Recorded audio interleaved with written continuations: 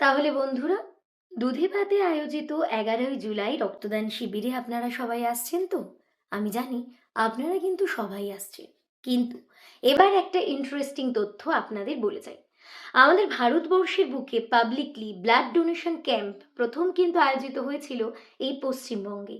এবং শুধু পশ্চিমবঙ্গে নয়, একেবারে খাস কলকাতার বুকে, আমাদের গর্বের প্রতিষ্ঠান কলকাতা মেডিকেল কলেজে। কি বিশ্বাস হচ্ছে না? তাহলে বলি তথ্যটার কথা। 1939 সাল, তখন চতুর্দিকে চলছে বিশ্বযুদ্ধের দামামা। আর এই বিশ্বযুদ্ধের ক্ষত এসে লেগেছে ভারতবর্ষের বুকেও। সেখানকার প্রচুর সৈন্য আহত হয়ে পড়ে রয়েছেন হাসপাতালের বেডে। তাদের জন্য প্রয়োজন বিপুল পরিমাণে রক্ত। আর এই রক্তের যোগানের জন্য কাজ করে চলেছে সারা বিশ্বজুড়ে রেড ক্রস সোসাইটি।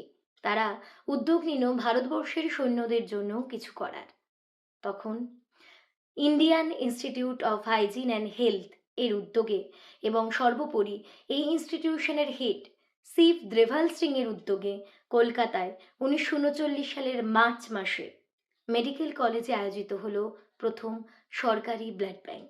এবং এই সরকারি ব্লাড ব্যাংকের জন্য সেদিন রক্ত দিয়েছিল তখনকার সমস্ত সরকারি কর্মচারী এবং অ্যাংলো ইন্ডিয়ানরা। যদিও এই রক্তদান শিবির কিন্তু একেবারেই স্বেচ্ছায় ছিল না, তাদেরকে খানিকটা বাধ্য করাই হয়েছিল। তবুও কলকাতায় কিন্তু পথ দেখিয়েছিল, প্রথম পাবলিকলি রক্তদান শিবির আয়োজন করার স্পর্ধা দেখিয়েছিল।